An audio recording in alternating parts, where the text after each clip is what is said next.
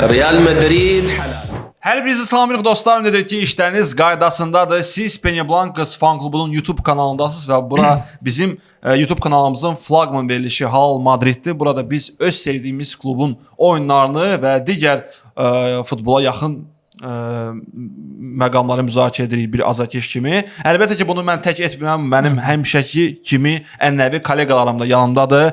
Artıq son 2-3 oyunda birbaşa Arbeloa'nın birinci dəstəkləyicisi və Xabi Alonso'dan nifrət edən şəxs niyə görə ki, Vinicius partladır son 2 oyun. Bizim Telegram kanalımızın admini, bizim idarə heyətimizin üzvü Lətif. Hər vaxtınız xeyir olsun. Artıq Arbeloa'nın bir nömrəli xeytiri, çünki Mastantuono dəqiqə başı start heyətdə görünür. Bizim köhnə madridistamız və həmçinin fan klubumuzun üzvü Fərman. Hamını salamlayıram. Və mənim adım Abduldur. Deməli, məsələ nədən ibarətdir? Biz əslində keçən həftə babat bir dənə buraxılış çəkdik sizin üçün. Möhtəşəm, inanılmaz, səviyyəli. Necə? Birini çəkdik, sonra birini də çəkdik. Kubokdan normallə götürdük, alqışladıq, söydük Arbeloa'nı və onun yetirmələrini. Amma dəstək olsun ki, YouTube buna dözmədi. Dedi ki, bu inanılmaz bir heyt var, inanılmaz bir negativ var. Ona görə də mən buraxmıram bu videonu. Və biz hardasa bugün toxunacağıq əslində bu köhnə oyunlara. Amma daha çox əlbəttə ki, komandanın çempionlar Toxunacağıq da, sadəcə toxunacağıq. Burası belə toxunada 2-3 uzluq şey, belə. Əlbəttə ki, komandanın Çempionlar Liqasında çıxışını müzakirə edəcəyik və son turda çox vacib bir oyunda qələbəni danışacağıq. İlk öncə Fərmanla Lətifə sual vermək istəyirəm ki, əhval-ruhiyyəniz necədir? Son 2 oyun haqqında nə fikirləşirsiniz və bunun axırı necə olacaq? Buyur. Yenə. Normal, əhval-ruhiyyə hər şey qaydasındadır, normaldır. Məşqçi dəyişikliyindən sonra gözlənilən idi. Hardasa düzdür. Kubok oyununda dediyim kimi toxunub uzaqlaşacağıq. Kubok oyununda komandanın oyununu mən də hamı kimi bəyənmədim, amma ondan sonra yavaş-yavaş Levante oyununda düzdür, yenə birinci hissənin oyununu bəyənmədim. İkinci hissədən etibarən yavaş-yavaş belə deyək, komanda ərazi üstünlüyünü ələ aldı və hesabda öz əksini tapdı. Vacib olan 3 xal idi, 3 xalımızı da qazandıq. Ondan sonraki oyunlar amma hər iki oyun, Monaco ilə ev oyunu və Villarreal səfəri açığı. Villarreal səfərinin ilk hissəsindən razı qismən olsam, qismən olmasam da ümumilikdə baxdıqda komandanın son 3 oyunundan hardasa razıyam nəticə baxımından. Fərman? Ümumilikdə 4 oyuna toxundu da, səhv eləmirəmsə. 4 oyundan danışanda birinci oyuna mən Arbeloa heç nə deyə bilmərəm. Çünki gəlib deyir nə yatdın ki, nə yuxu görəsən. Prinsipi ilə ki, 3 gündən sonra çıxırsan kubok oyununa, bir sıra oyunçuların zədəli. Bir tərəfdən yaxşı elədi ki, ucuzdular ki, Çempionlar Liqasına, La Liqaya sırf toplana bilsinlər və komanda hardasa fevral ayında biraz istirahət eləyə bilsin. 8-liyə də qalsa bu arada fevral ayında heç bir həftə ortası oyun yoxdur. Cəmci 5 oyun oynayacaq. 4 oyunda. 8-likdə də onsuz da 5 həftə 1 oyun oynayacaqlar həftədə. Zor. Levante ilə oyunda əsas nəticə idi Albacete oyundan sonra. O nəticəni də qazandılar. Əsas məqsəd o idi. Monaco ilə 6-1 olmaq, mən sözün açıq heç bir hesab gözləmirdim ümumilikdə də 6-1 olsun. Sadəcə Monaco'nun özü bərbad vəziyyətdə olması da bizə bir köməklik göstərdi ki, hücumda pis oynamasalar da, belə deməyim çox güclü bir problem yaratdılar, amma hardasa belə 1-2 dənə yaxşı zərbələri oldu. Müdafiədə bərbad idilər. Komanda 10 oyundan 7-sini uduzmuşdu bizdən oyundan əvvəl. Bir dənə PSG-ni udmuşdular. Və yuxarı blokla oynadıqlarına görə bizim oyunçular üçün də əlverişli bir şans idi. Amma əlbəttə ki, Vinicius'un oyunu da qeyd eləmək istəyirəm. Bəlkə onun ən böyük bir xeyirçilərindən biri mən idim. Belə oyun görəndə isə adama xoş olur ki, komanda istəyir və komanda birdir. Əsas odur hal-hazırdakı, komanda birdir. Villarreal'la oyunda qəliz idi. Villarreal Çempionlar Liqasını Loru diləcə başını buraxıb oynamır. Sırf 3-cü yeri üzrə mübarizəni aparır. Birinci hissə sən dediyim ki də Lətif normal, nə pis nə yaxşı. İkinci hissədə 2 qolla əsas nəticə. İnşallah da baxıb Benfica ilə uğur olsun da. Uğur dediyim kimi Benfica ilə heç olmasa, heç şey olsa ən pis halda da indi ən pis məqamı müzakirə edək. Komanda 8-likdə öz yerini qoruyur Çempionlar Liqasında və ən əsas məqam fevralda həftə ortası bir oyun oynamır. Bütün oyunlar həftə sonudur, çempionatdır və artıq bəzi mənbələr bildirirlər ki, Pintus üçün də yaxşı bir əlverişli bir məqamdır ki, komandanın fiziki cəhətdən mövsümün ən vacib məqamına toplasın, hazırlaşdırsın. Okey, hardasa mən Arbeloa'nı biraz zarafat edirdi ki, 72% oyunçularını biraz çox girənli eləyir. Amma belə başa düşürəm ki, nəzərə alaq ki, nəticələr yüksək səviyyədədir. Elə komanda elə bu yetişkilik və bu məqamlar lazımdır. Çünki komanda uçur. Biz deməli Monaco ilə oyunda yaxşı hücum futbolu gördük. Villarreal oyunda isə daha çox xəttlərin bağlanması, müdafiədə oyun. Çünki Villarreal əks hücumlarda hətta Realdan da yaxşı göstərici nümayiş etdirir çempionatda. Məsəl üçün qolları saysaq əks hücumdan kim nə qədər vurub, Villarreal daha çox vurub nəinki Real. Amma nə də olsa mən Villarrealın bir kəskin hücumunu görmədim. Bu da əlbəttə ki, həm Höysen'in, Raul Asensio'nun və müdafiədə buraxdığımız səhvlərdən yarandı epizodların. Bəli, müdafiə xəttimizin yaxşı xətt bağlanması idi və bundan savayı bunu Tchouaménisiz elədilər. Hansı ki, sarı kart limitində idi. Və Tchouaméni demişkən bəzi personallardan getmək istəyirəm və ümumiyyətlə Kamavinga haqqında sizə sual vermək istəyirəm. Düzdür, qiymət vermək biraz çətindir. Çünki birinci oyunda Kamavinga məcburən solda oynadı. Carreras'ın yerində. Çünki Carreras Çempionlar Liqasının sarı vərəqə limitində idi. Villarreal'ın oyunda isə məcburi dayaq yarım müdafiəçisi oynadı. Düzdür, öz mövqeyi idi, amma yəni start heyət oyunçusu deyil də. Tchouaméni yerinə oynadı.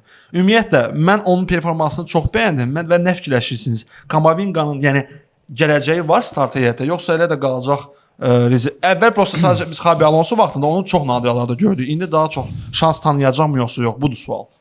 Sən müdafiədən mən başlayayım. Kamavinga ümumiyyətlə Alonso'nun olan ərəfədə sonlarda belə deyək, son bir 10 oyunda çoxsunda başladı iştirak eləməyə.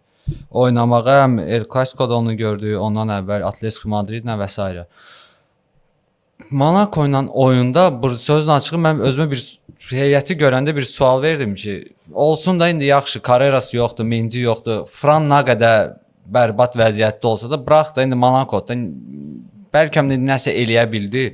Amma Arbeloa daha dərindir. Arbeloa da Real Madriddə durub dərin düşünməlidir belə baxanda. Tchouaméni üçlü müdafiəyə keçirdi. Olurdu 3 dənə mərkəz müdafiəçisi. Hücuma da ortanı dolduraraq Valverde'nin Kamavinganı salırdı. Birinci qolda, ikinci qolda onu görsək ki, birinci qolda Valverde düz cərimə meydançasının mərkəzindən ötürməsini elədi. Kamavinga ikinci qolda əlbəttə ki, Marcel ruletkası, Zidane hərəkəti deyim, necə istəyirsin deyə bilərsiniz.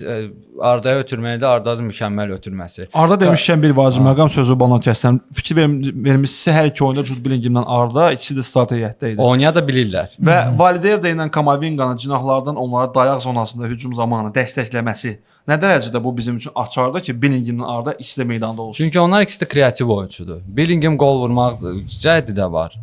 Açar ötürməsi o qədər də güclü deyil. Arda Güler kimi. Amma oyunu topa apara bilir. Arda topa apara bilir, qol vura bilir, qəşəng zərbələri var. Onu hamı bilir o necə oyunçudur. Arda Güler də ötürmələri ilə, zərbələrinə də söz yoxdur, amma onun ötürmələri də başqa bir belə deyək, həzz hissidir insan futbola baxanlar üçün. Xüsusən də Mbappéyə. Mbappé все da belə harda tutuzurur. Şistorkası da konkret Arda Mbappénin şistorkası da bu toplar var, hamısını mən ötür. Partladı. Şərait verməm. Ya əsas odur ki, bu ötürməni eləyir, Mbappé də o qolu onu qola çevirə bilir. Əsas məsələlərdən biri də odur. Dayağı da belə deyək də daha yaxşı olması üçün Kamavinga ilə Valverde ikisi də fiziki və sürət cəhətdən çox yaxşıdırlar. Tchouaméni tək də məncə daha yaxşıdır, sırf belə deyək, topla rəftarla bağlı, amma ki Tchouaméni üçlü müdafiəyə düşməyi komandaya daha çox belə deyək. 2-11 var, Tchouaméni tək olur dayaq zonasında. Bir də var ki, burada Kamavinga ilə Valverde 2 oyuncu tam başqadır və sənin işini daha asanlaşdırır. Kamavinga birinci mən əsas heyətə valla belə heyət var ki, sırf indi Realda. Kamavinga bizən nə əvəz edici oyunçudur, nə əsas oyuncu, nəsə onların arasındadır da. 12 futbolçu olsaydı hər şey 12-ci oyuncu. Ancelotti vaxtında Brahim Diaz elə bir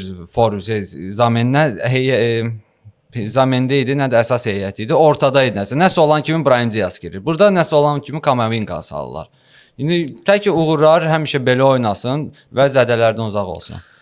Bir məsələ var ki, sadəcə Kamavinganı mən çox istəyirəm. Formda olan bir Kamavinganın start heyətdə olmağını çox istəyirəm. Çünki komandaya istər müdafiədə, istər əsasən də hücuma qoşulmada Tchouaméniyə nəzərən Kamavinga daha cəlddir, daha belə deyək komandanı hücuma çıxarmaqda daha hardasa cəld hərəkət edir. Amma ki start heyət məsələsi var. Yaxşı Kamavinga ilə məsələn Tchouaméninin hər ikisini start heyətdə görürük. İkisindən birini seçmək lazım olsa mən istənilən halda Tchouaménini seçərəm start heyət üçün. Amma Kamavinga daha oynamır. Çünki bizim komandanın müdafiəyə köməyə hazırki start heyətimizin müdafiəyə daha çox köməyə ehtiyacı var.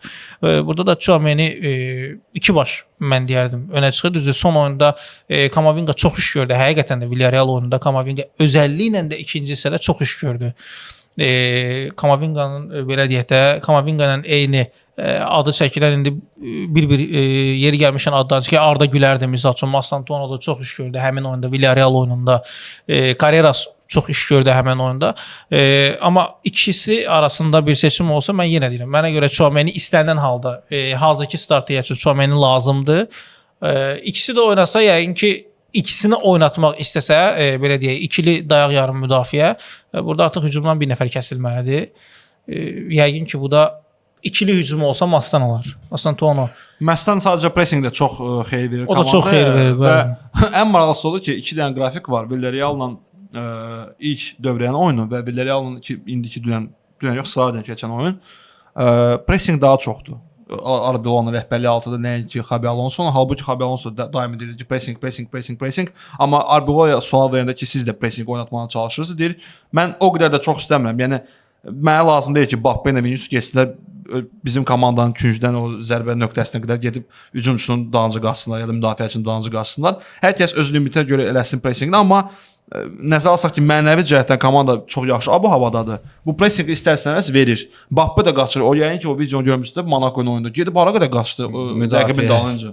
Rəqibin yəni özü 70 neçənci dəqiqədir. Yəni deməzdik ki 5-ci 6-cı dəqiqədə. Bu məqam çox maraqlıdır, amma bunun Mastantuono haqqında danışanda daha ətraflı danışa bilərik. Kamavinga isə mən həmişə neytral yanaşmışam, çünki özü də ümumiyyətlə nə seçilir, nə də ki problem yaradır komandaya və əslində problem yaratmayan oyunçular da lazımdır bizə. Nəyə görə? Çünki bu son həftələrdə bu mənəvi problemlər, məşqçilərin getməsi, yəni də məşqçilərin getməsi, hansısa oyunçuların kapriz eləməsi, bəs mən burada oynamaq istəyirəm, mən elə eləmək istəyirəm, mən belə eləmək istəyirəm və belə bir məqamda qeyri normal bir abu-havada belə stabil xarakterli adamların necə ki Kamavinga lazımdır. Plus yəni normal bir konkret bir mövqeyin oyunçusu deyil də. Biraz yarım müdafiəçidir, biraz hücumda da oynaya bilər, biraz amma səhvə çox meyillidir. Kamavinganın sırf bəzən elə anlarda elə səhvlərə yol verir ki, orada itirilən top 90% qoldur və yaxud da ki çox ağır bir hücumla. Biz iki tərəfli danışa bilərik bu məqamı. Nə qədər ki, mən sənə razıyam. Hərdən birdən elə bir məqamda top itirə bilər ki, gözləmirsən. Amma hərdən elə bir oyun nümayiş etdirə bilər ki, çox vacib məqamda. Sən deyə bilərsən ki, bunu Tchouaméni misal üçün olsaydı, Tchouaméni bunu çatdırıb eləməyəcəkdi. Kamavinga elədi misal üçün. Kamavinga etalon şəkildə Pedrini bağladı birinci klassikoda. Pedriyə nəfəs vermədi. Hardasa orada Bellingham'dan kadrlar çıxır, TikTok videolarına falan 5 məkan ki, güya ki, Jude Bellingham Pedrini bağladı. Əslində Jude Bellingham Pedri ilə oyun vaxtı 3-4 dəfə qarşılaşdı. Hansı məqamdadır ki, onun başını qaldırırdı, yəni bir-birinə patkat edirdi və s. və axır. Amma normalda Kamavinga bağladı Pedrini. Elə bağladı ki, komanda onsuz da Rafinha idi və nəfəs ala bilmirdi heç. O ki qaldı Mastantuono. Bir sadəcə sualım var. Bəli, mən səndən razıyam. Villarreal'ın oyunda yaxşı oynadı. Hətta Monaco-nun oyunda hücumda pis oynamadı. Sadəcə bu Endrick məsələsi nə məsələdir? Belə xoşunuza gəlmir. Endrick başda sağda oynaya bilər. Bunu bilirdiniz ümumiyyətlə? Əlbəttə ki. Özdə sağda oynayan Endrick'in yox. Endrick'in ümumiyyətlə sağda oynamağı, Endrick'in ümumiyyətlə sağda oynamağı elə Carlo Ancelotti'nin dövründə də, ondan sonra Xabi Alonso, elə Carlo Ancelotti'nin hətta belə deyək, Xabi Alonso dövründə deməyəcəm ki, Xabi Alonso dövründə demək olar Endrick'i 2 oyunda, 2-3 oyunda maksimum gördüyə görməliyik. Əsasən Carlo Ancelotti'nin dövründə futbolçu oynadığı oyunların demək olar böyük əksəriyyətində sağ cinahdan oynayırdı. Mərkəzə meyilli sağ cinahdan. Mən başa düşürəm, Fransa liqası daha aşağı səviyyəli liqadır. Başa düşürəm ki, Lyon'un qarşısına qoyulan bu məqsədlər biraz başqadır. Real'la biz müqayisə edə bilərək yalnız formasının rəngində ikisi də Adidas'da, ikisi də ağ rəngdədir, amma yəni sağ cinahda belə istəklə oynamırdı o Real'da, hətta birinci mövsümündə. Mən hətta yadımda deyil ki, əslində ki, sağda oynasın. Bəlkə çox 10% oynadı, bəlkə oynayıb oynamayıb. Keçirdiyi ümumi bütün dəqiqələr, deyəsən 1500 dəqiqə keçirib meydanda 24-25 mövsümdə. İnanılmaz bir formadadır və sol ayaqlıdır. Bax biz axtarırdıq, yazıcıda fikirləşirdik, biz sərdən də müzakirə edirdik. Alisa gəlsəydi bomba kimi bizə lazımdır da o Bale tipli, yəni sağ cinahda oynaya bilən, amma sol ayaqla oynayan oyunçu da sol ayaqlı oyunçu. Var da əlin altında Endrik Biz var idi, gül dəfələrlə kimi. podkastlarımızda da demişik axı bunu, Endriki yoxlamağını, Endriki sınamağını. Amma sağ Dəfələrlə cinahda da biz podkastlarımızda həmişə demişik. deyəndə həmişə deyəsə elə bir ki, Mbappe-nin yerinə yaxın Xeyr, Mbappe sağ sola, cinah, Endrik sağ sağ cinah. ortaya. 4-3-3-ün sağ cinahı üçün biz demişik. Pressingdə nümayiş etdirir. Endriki. Möhtəşəm də çıxış edir. Plus Mastanton'a baxanda canlı cəsədlidir elə bir necə. Baxmayaraq ki, boyu 1.70-dir, amma korpus da verə bilər, patkat da verə bilər. Mastanton biraz elə bir ki, Di Maria tipli oyunçudur. Belə boşdur. Biraz belə itələsəm, uçdu getdi də. Yəni belə bir tipli. Nə fikirləşirsiniz? Mastanton əlinizdə şans olsaydı, Endrik yoxsa Mastanton, indi hələ Rodrigo müzakirə etmir. Rodrigo dədən təzə qayıdıb. Sizin seçiminiz nə olardı indiki formada? Mən sualına cavab verməyə ehtiyac var. Hamı bilir nə olardı. Endrik. Yaxşı, gəl. Yox, bəlkə yox, şəxsi maraqları at bir kənara. Yox. Amma Bir həqiqətən mənalı də. yox. Mastantonu mən zəhləm gedir. Onun Sonra üçün cəmaət. onun bildiyi, onun görən gözüm yoxdur. O stadiona girəndə və heyət çıxanda mən o oyunçu o qədər nifrət eləyirəm ki, Alaba onun yanında heç nədir də. Alaba onun yanında nə bilim toya gedəsidir. Və Mastantono var ki, siz də mən Lomdur da, o oyunçu deyil. O niyə futbolçu qoyublar adı mən bilmirəm. Vinicius ondan hörmətlidir. Hətta o dərəcədə. Vinicius ondan hörmətlidir. Məncə ondan o tərəfə yoxdur. Endrik Viniciusa hörmətli deməyini Tumadım. Hörmətlidir. ondan hörmətlidir. Aa. Ona Yəni nə baxaraq qədər da- aşağı səviyyədə görür. Ya Mastantonun qara siyahıda o getdi. O ömrünün axırınacan. Endrika qalanda sözün açığı mən heç bilmirdim o Sakrayda oynaya bilir. İndi Belə bilir, oynaya hə. bilir. Söhbət ondan getmir ki, 90 o şut Yaxşı, qoymaq olar indi bir ona dənə yəni. sual da var ki, sən əgər bilmək istəyirsənsə oyunçu nə bacarır, sən oyuna buraxmalısan. Düzdür qardaş. Carlo Ancelotti hardasa onu oyuna buraxırdı və demirəm super bir İlk sezonu idi, nəzərə almaq olar. Birinci sezonu idi. 8 yaşı var və s. Pis yaxşı oynadı. Normal bir oyun görə. Stuttgart'a yaxşı gol vurdu və bir neçə dənə qəşəng oyunları oldu. Amma Alonso bir mənalı çox pis vəziyyətdə olanda, komanda bərbad oynayan vaxtı da onu buraxmırdı. Hətta Mbappe sonra zədələndi Hə, buna də- görə. hə. Nə Gonzalo onu buraxdı, nə Endrik. Heç kimi buraxmırdı. Endrik çox belə fiziki cəhətdən güclüdür. Onun asisti var Lyonda ikinci oyunda Şvida ilə verdi də, Trivella deyirlər. O asist nə bilim super bir asist. Ketdünən də hat-trick elədi. Vəbcə deyiləsi sözüm yoxdur da. Komanda çalışır. Əlbəttə ki, Ancelotti'nin danışıqdan sonra da o böyük bir belə deyək də motivasiya aldı ki, çünki deyir ki, yaxşı oynasan dünya çempionatına gedəcəksən. O da ondan o tərəfə motivasiya məncə 100% gedəcək. Özü bir Braziliyalı üçün. bir Braziliyalı üçün. Ondan da başqa Reala qayıtmağı, o bu dəqiqə onu da istəyir. Səhv eləmirəmsə də belə, onun orada icarədə bir nüans var ki, nə qədər çox oyun keçdi, nə qədər çox gol vurdu. Lyon səhv eləmirsə orada o qədər də az pul ödəməlidir Reala. Belə elə bilər ki, Real nə qədər çox oyun və gol vurdusa, o qədər də az pul ödəyir ki, o da Lyonun özünə maraqlıdır ki, onu daha tez birinci heyətdə buraxsınlar ki, o gol vurmağı, gol Valentina vursun. Perez sıxıb onda Endrikin gol vurmamağını. Niyə sıxsın ki? Yo, orada Mən desən al- siz məqam start heyətə Start çıxmasıdır və çox güman çıxardılar, hər Fransa oyunda çıxardılar. Orada bir məsələ var ki, elə məqamlar olur ki, məşqçi oyunçuya gəlir, məsələn, məşqçi gəlir, oyunçudur və United-da gəldi, məsələn, Mourinho Mata'nı birbaşa satdı. Yox, üzr istəyirəm, Chelsea-yə gəldi, Chelsea-dən satdı birbaşa United-a. Ki, mən bu oyunçunu oynaya bilmirəm. Mata da getdi orada performans göstərdi. Alonso da indi bundan nəsə alınmayıb, nəsə indi düzgün gəlməyiblər, strategiyasına uyğun deyil və s. onun şəxsi məsələsidir. Məncə Real bir balaca tələsdi.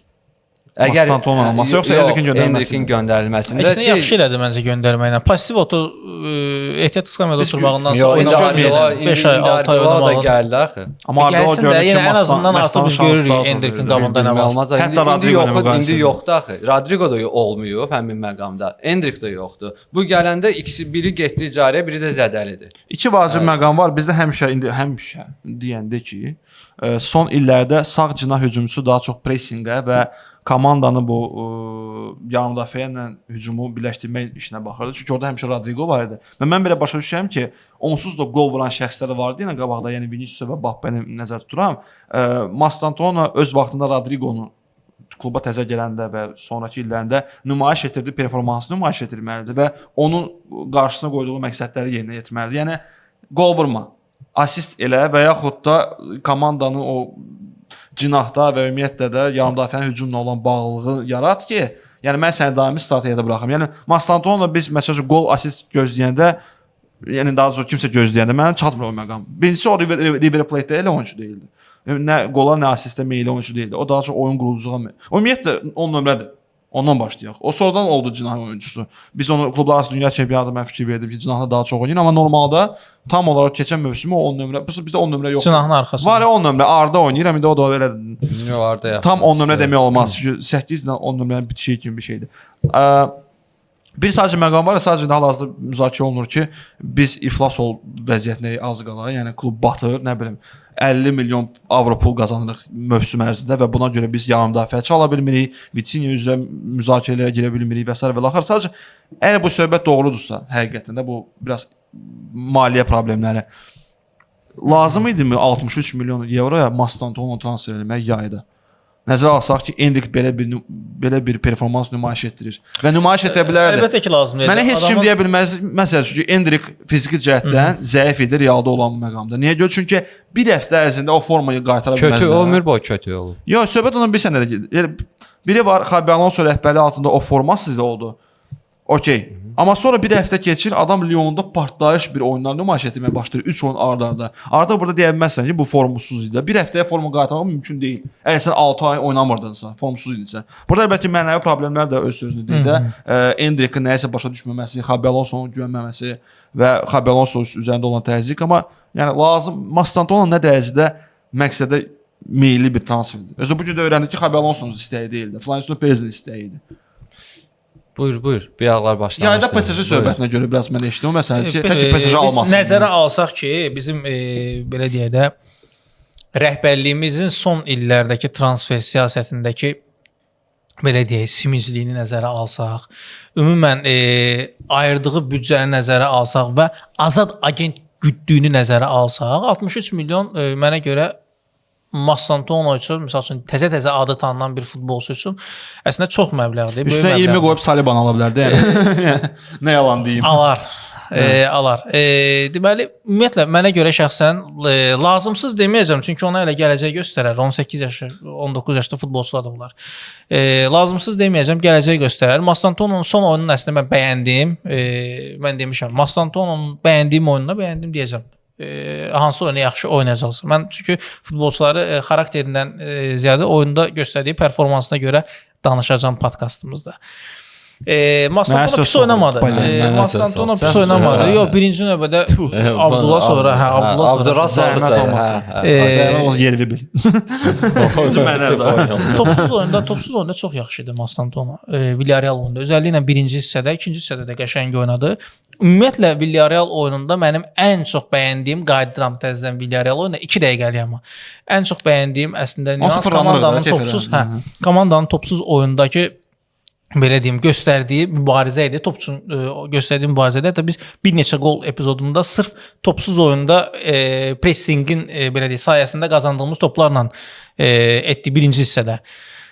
Qaldı yenə Mastantuono. Mənə şəxsən maraqlıdır ki, sadəcə olaraq Mastantuono Endrik məsələsi yayda Endrik qayıdandan sonra bu ikisi arasında seçim olsa, azarkeşin mənə görə istəyi böyük ehtimalla Endrik olacaq. Sadəcə olaraq komanda bu iki futbolçudan hansını seçəcək start üçün, digəri böyük ehtimalla qalacaq. Mən heç kimin gedişini gözləmirəm. Bir məqam var ki, Mastantuono oturmaz skamyada. Mastantuono da elə niyə oturmasın? Dünən gəlib qayıdıb da Argentina çempionatından. O sifət var onda. Yox, əgər sən xəbərlər yaydı 2 oyun oynamayandan sonra. Əgər sən təmiz belə idman rəqabətindən danışırsansa ki, o da mənim rəqibim Argentinalıdır. Yox, söhbət Argentinalıdır. Hər Argentinalıdır.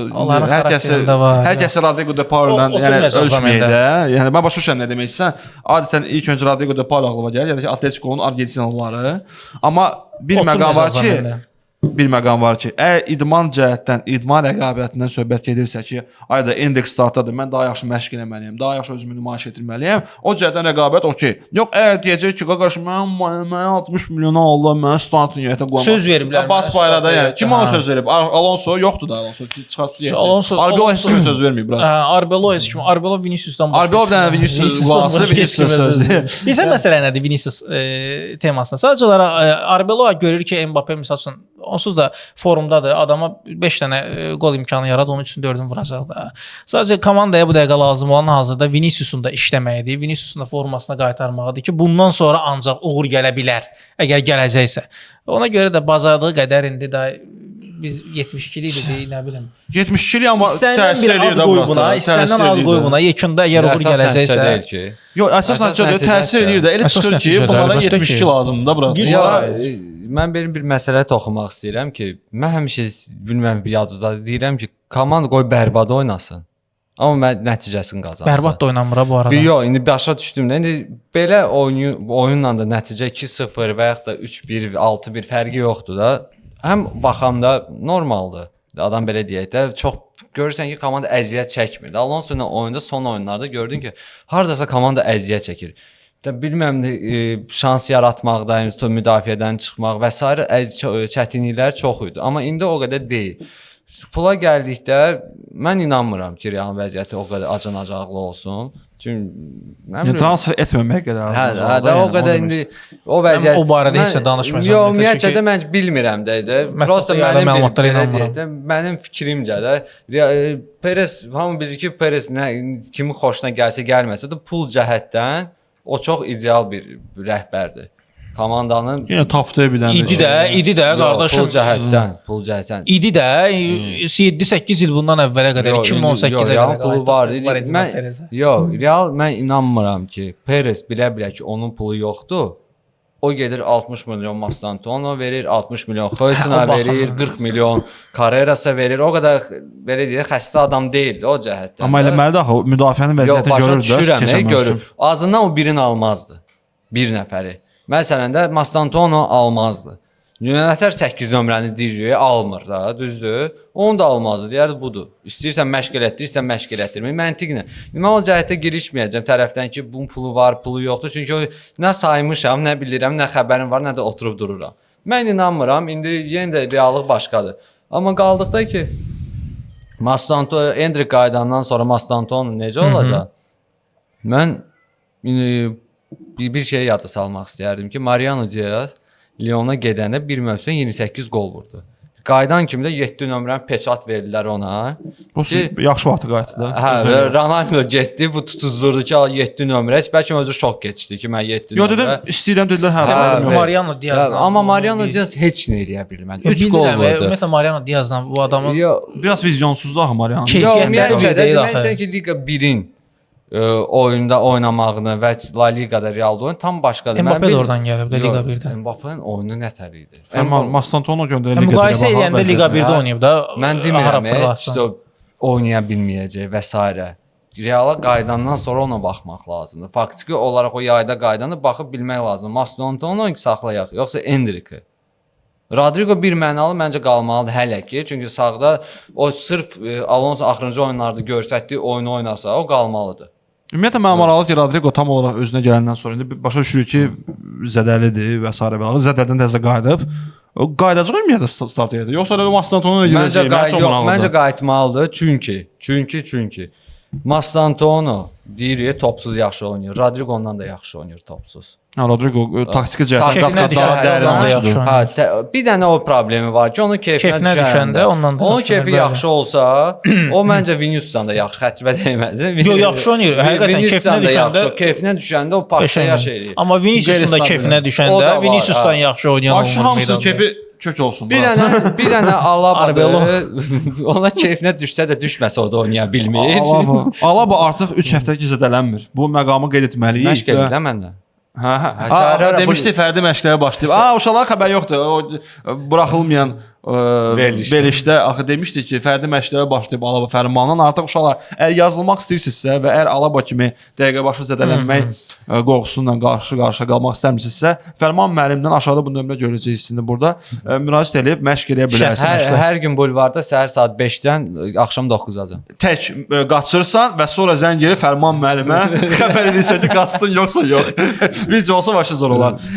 Gəlin belə deyim də, buraxılışın sonunda daha çox yönələk bizim iki əsas super ulduzumuza. Biri mən, biri də.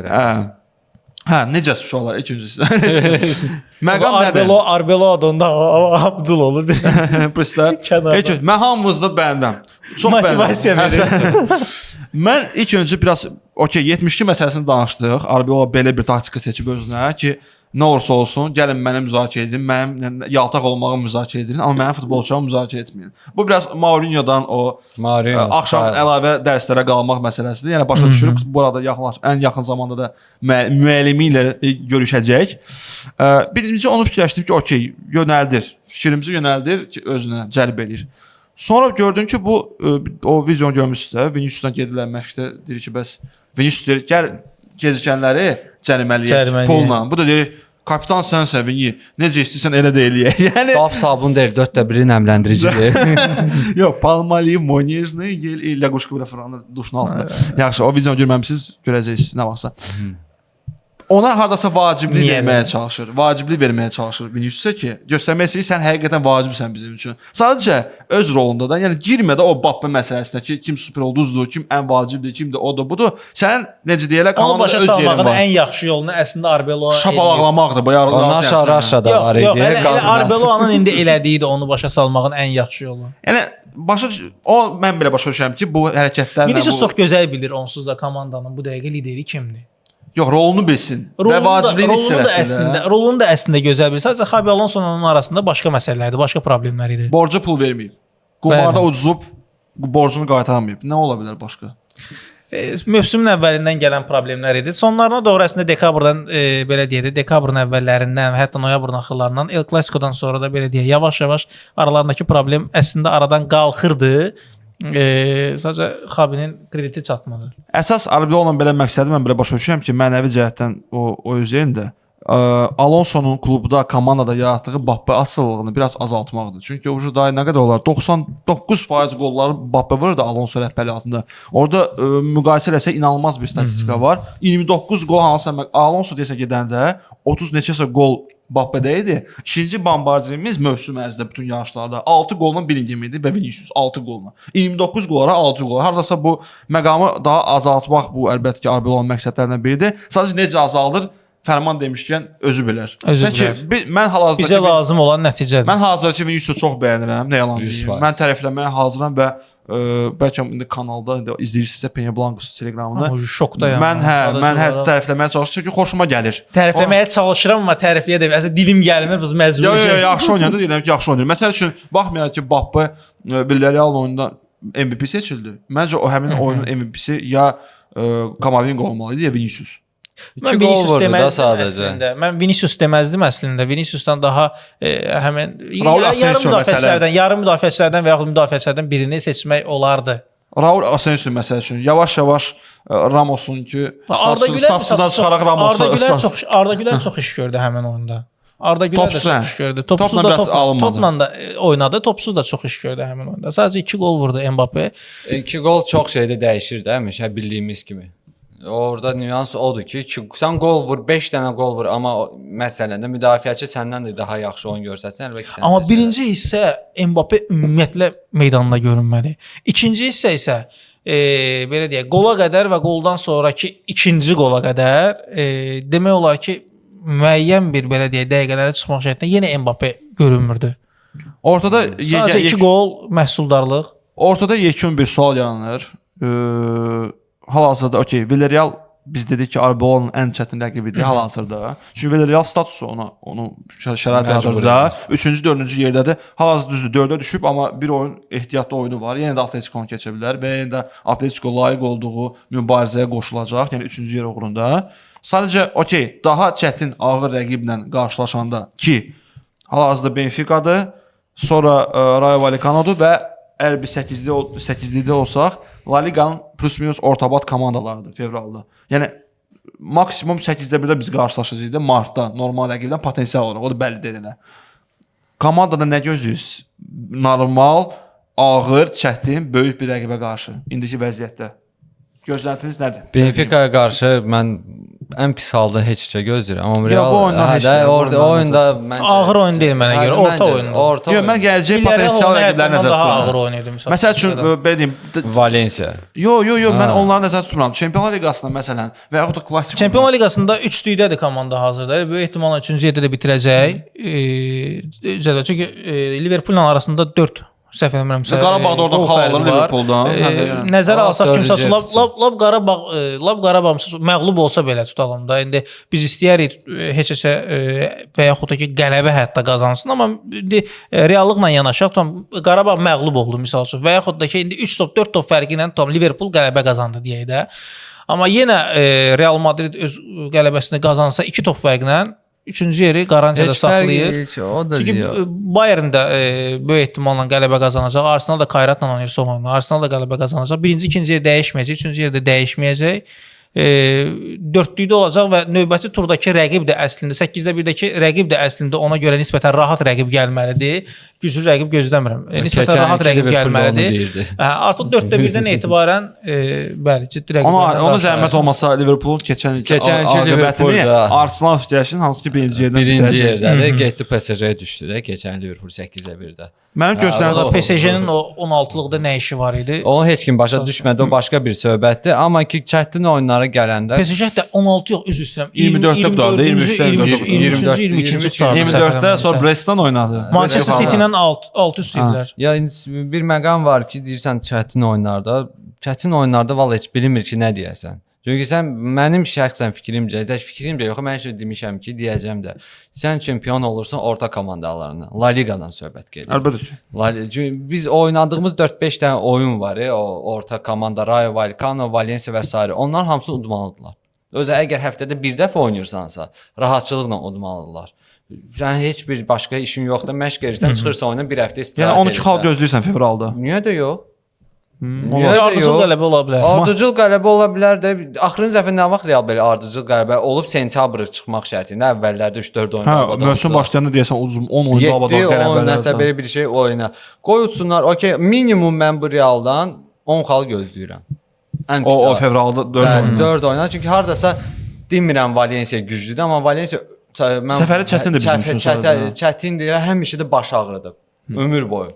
Həmişə sağ olsun məlum komandanın qarşısına dombalaq aşırırlar. Bizə O heç də o gəlirlər. prinsip dibinə Bir dənə o komanda arasında kişi Real Sociedaddır. Həmişə də bizdən də dirəşir Bizdən haqqına. də haqqını onlardan da dirəşir. Atletico Madriddir, Villarreal deyək. Villarreal həmişə onlara çalışır. dirəşir. Sevilla'da hardasa çalışır. Bu ildə utdu. Nəysə o başqa bir mövsüm deyəcəm. Amma başqa podkastda mövzudur.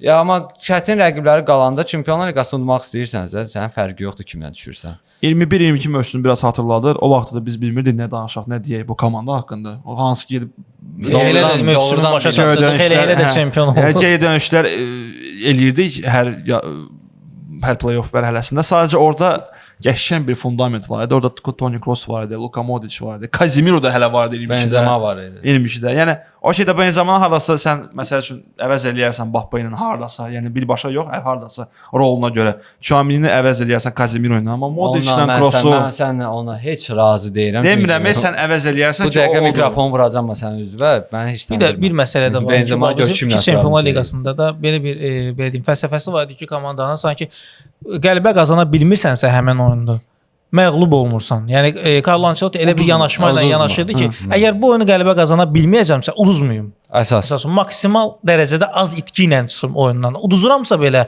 hesab arasında məsələn elə bir fərq olsun ki, mən bunu geri döndərə bilim. Səfərdə və yaxud da evdə fərqi yoxdur. Yəni komanda ruhdan düşmürdü buna görə də bir sistem var idi. Əslində Carlo Ancelottinin oyununda da ki, o yəni hesaba görə, nəticəyə görə oynamaq var idi. Bizim hər iki son iki Çempionlar Liqasının əslində gəlməsində ən böyük faktor məncə budur. 2 gündən sonra nəticəyə oynamaq. Çox sağ olun fikirlərinizə görə. 2 gündən sonra Benfica ilə səfər maçımız var. Ən sonda sizdən ehtimalları alın və yekunlaşdıraq bugünkü buraxışı. Fərman, Benfica Real.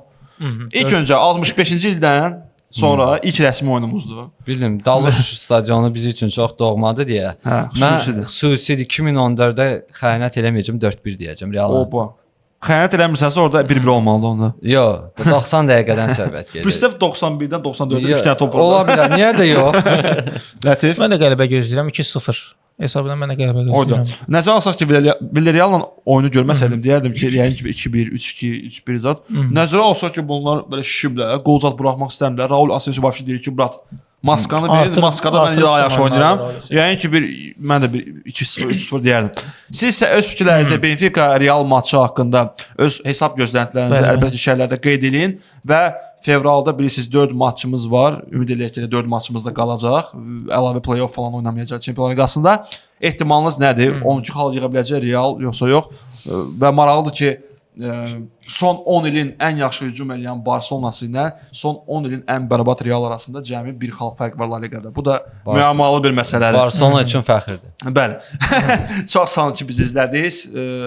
Bütün linklər aşağıdadır. Şərhlərdə öz fikirlərinizi yazın. Çox sağ olun. Hala Madrid. Allah Madrid. ريال مدريد حلال